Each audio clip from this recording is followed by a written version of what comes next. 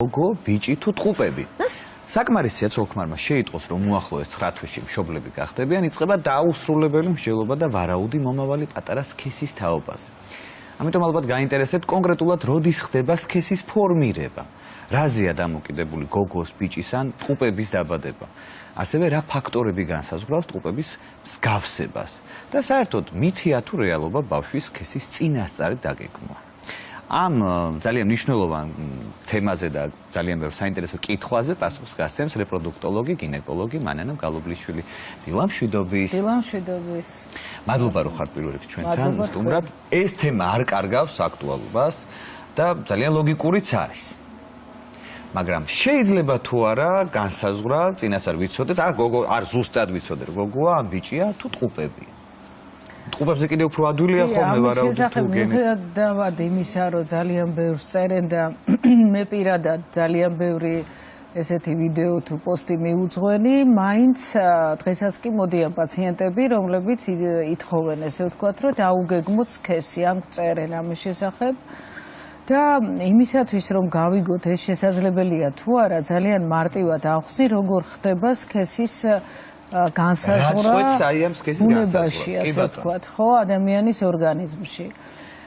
ქალს მოგიხსენებათ ეს ბევრმა ვიცით, რომ ქალს აქვს ქრომოსომა XX, მამაკაცს აქვს XY. თუ არის XY მამაკაცია, თუ XX ქალია და განაყოფიერების დროს რა ხდება?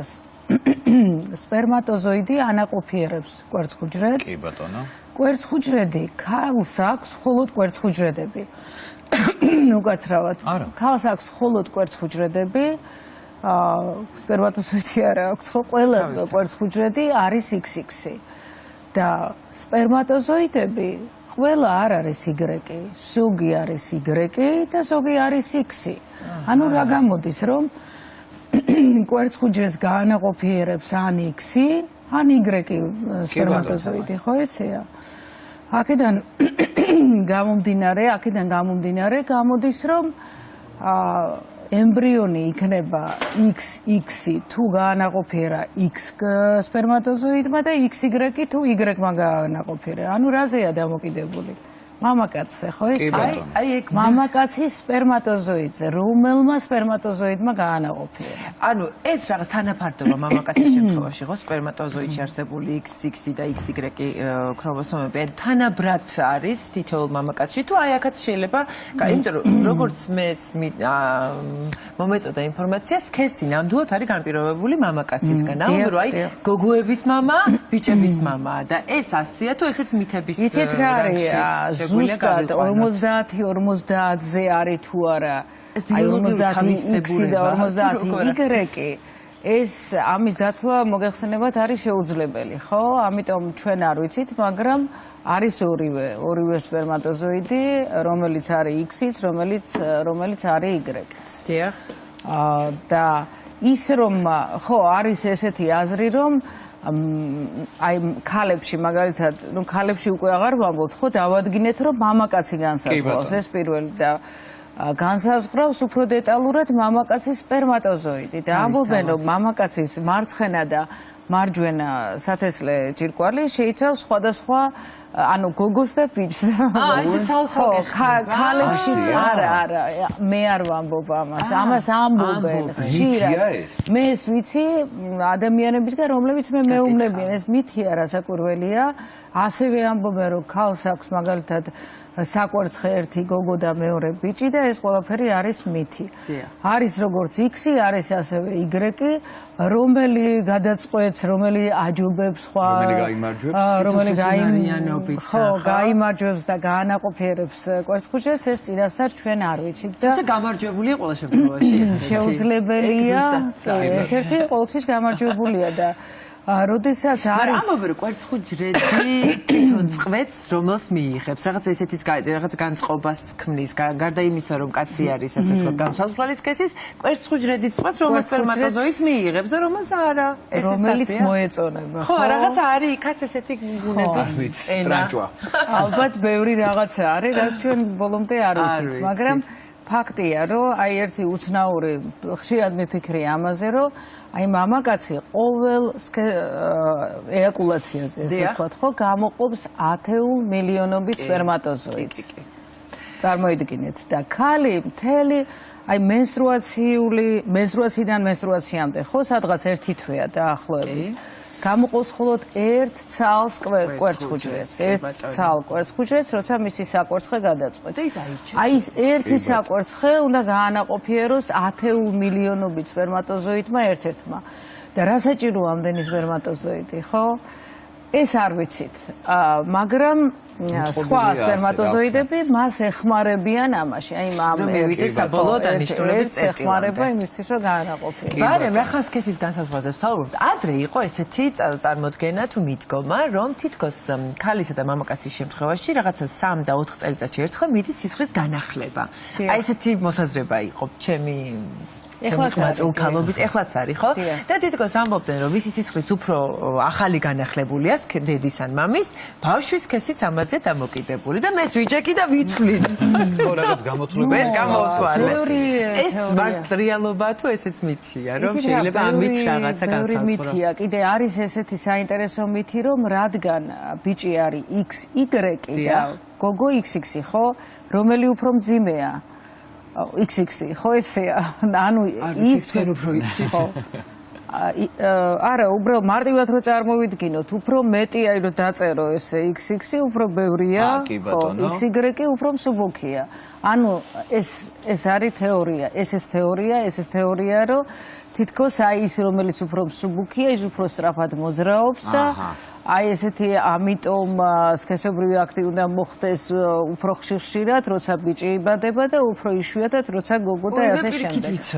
მაგრამ არ არის თეორია. ეს ყველაფერი არის თეორია, თვარის ფაზის ან ასე შემდეგ მიხედვით და ბევრი იტყვის ახლა ვიცი ვინც გვიყურებს, რომ აი მე დავთვალე სამივე ბავშვზე ასე იყო, ან ერთზე ასე იყო. კი ბატონო, მაგრამ ძალიან მარტივია დათვლა 50% შემთხვევაში და აი ემთხვევა, ხო ესეა? 50-50 ან ერთი იქნება ან მეორე და 50% არაა ცოტა. თუ არის შესაძლებელი წინასწარ განსაზღვრო თუ რომელი სქესის ბავშვი გინდა რომ ყავდეს, შვილი გინდა რომ ყავდეს. ანუ სქესის განსაზღვრა. იცით როგორ იმით ბუნებრივად, ხო, ბუნებრივი ორსულობისას რასაკვირველია ეს არის შეუძლებელი. და რაც უნდა განსაზღვროთ ისე ვიმეორებ, რომ 50%-ში ჩვენ სწორად ესე ვთქვათ, შეიძლება სწორად გამოვთვალოთ 50% შემთხვევაში, რაც არც თუ ისე პატარა ციფრია, ხო? მაგრამ მეორეს მხრივ ნორმალურია, იმიტომ რომ 50-50-ია ისედაც. მაგრამ სხვა გზით, რაც შეიძლება რომ განსაზღვროთ სქესი, რომელიც სხვათა შორის კანონით არ არის, ესე ვთქვათ, დაშვებული, ეს შეიძლება ინვიტრო განაყოფიერების დროს, როდესაც მიიღება ემბრიონები, უკვე აი ეს იმ ემბრიონების დნმ ანალიზი ჩაატარო, გაიგო გოგოა თუ ბიჭი და გადაიტანო ის სქესი, რომელიც შენ გსურს. ანუ უკვე ცოცხალი არსებებიდან შექმნილი ცოცხალი. უკვე არის წარმოქმნილი გოგოები, ბიჭები, ან შეიძლება ყველა გოგო არ გაგიმართლოს, ან ყველა ბიჭი არ გაგიმართლოს, ან ბიჭი არ გაგიმართლოს. არ გაგიმართლოს მაბობ ჭყალებში, რაცა გამართლება უკვე როცა მშობელი ხარ. მაგრამ აქ მეორე საკითხია, რომ სხვა შორის აი ამ ესე ვთქვათ მოთხოვნითაც მოდიან პაციენტები და პირველ რიგში რასაკვირველია ვეუბნებით, რომ ეს არ არის კანონით დაშვებული, ეს პირველი, მაგრამ კიდევ არც თუ ისე ნაკლებად მნიშვნელოვანი არის ის, რომ წარმოიდგინეთ, რომ თქვათ მიიღე 5 ემბრიონი, აქედან 2 არის გოგო, ну თქვათ გოგო გინდა, ბიჭი არ გინდა, 3 ბიჭია. გადაიტანე გოგოები იმ ბიჭებს რას უშვები, ხო ისინი ხო ცოცხალი არსებებია. აი ამას თუ გაიაზრებს ადამიანი, ამის შემდეგ მას აღარ ექნება რესურსი და პრიორიტეტებიც. წყუბებზე ვისაუბროთ, ხო? რა შემთხვევაში შეიძლება ადამიანს წყვილს გაუჩნდეს წყუბები? დავუშვათ გენეტიკური რა რამდენი თაობაზე შეიძლება გავრცელდეს ეს ალბათობა და აი არ ვიცი ამ შემთხვევაში მამის მხრიდან არის დედის მხრიდან ამას თუ აქვს მნიშვნელობა და რა შემთხვევაში გვანან ერთმანეთს და რა შემთხვევაში არ გვანან წყუბები? ხო, ეს საინტერესოა, რომ ტყუპები ვიცით, რომ ზოგი გავს ერთმანეთს როგორც დაძმა ჩვეულებრივი, ან სხვადასხვა სქესის არიან და ზოგჯერ არის, როგორც ამბობენ, ესე გაჭრილი ვაშლივით გვანან, ანუ ზუსტად იდენტურები არიან. და ერთის სქესით საერთოდ არ გვანან ერთმანეთს, ესეც ხდება ხოლმე. კი, ერთის სქესით აბსოლუტურად ვერ მიხვდები, უბრალოდ დაძმა შეიძლება საერთოდ არ გავდნენ, ხო, როგორც დაძმა ჩვეულებრივად. ამავე დროს ვიცით, რომ დაძმა შეიძლება არც გავდეს ერთმანეთს, მაგრამ იყოს დაძმა. ეს განსაზღვრულია, რასაკვირველია, ესეთი ტყუპები ერთმანეთისგან განსხვავდება და საერთოდ როგორ ხდება ტყუპის ჩასახვა. არის ესე ვთქვათ ორი ვარიანტი. ერთი არის, როდესაც კვერცხუჯრედს, მაგალითად ოვულაციის დროს, ქალს გამოეყოფა არა ერთი კვერცხუჯრედი, როგორც ცოტა ხნის წინ მე ვახსენე, ხო, უმეტესად ერთი გამოდის. გამოეყოფა რამდენიმე კვერცხუჯრედი. შეიძლება ორი კვერცხუჯრედი, შეიძლება სამი კვერცხუჯრედი. ერთ შემთხვევაში კი, ერთ შემთხვევაში როცა მას გამოეყოფა, ანუ მას აქვს მის აკვერცხეს ესეთი თავისებურება, რომ ესე ვთქვათ, რამდენიმე კვერცხუჯრედს გამოყოფს და ამიტომ განაყოფიერება ხდება არა ერთის, არამედ მაგალითად ორი კვერცხუჯრედის. ანუ ორი კვერცხუჯრედია და თითო კვერცხუჯრედს თითო სპერმატოზოიდი განაყოფიერებს. აქედან გამომდინარე, ეს ორი უჯრედი არის ერთმანეთისგან აბსოლუტურად დამოუკიდებელი. ამიტომ ესენი არიან დაძმები, მაგრამ ისინი ერთმანეთს ვიზუალურად გვანან როგორც ჩვეულებრივი დაძმა და შეიძლება სქესიც განსხვავებული იყოს. ერთი და განაყოფიეროს Y-მა და მეორე X-მა.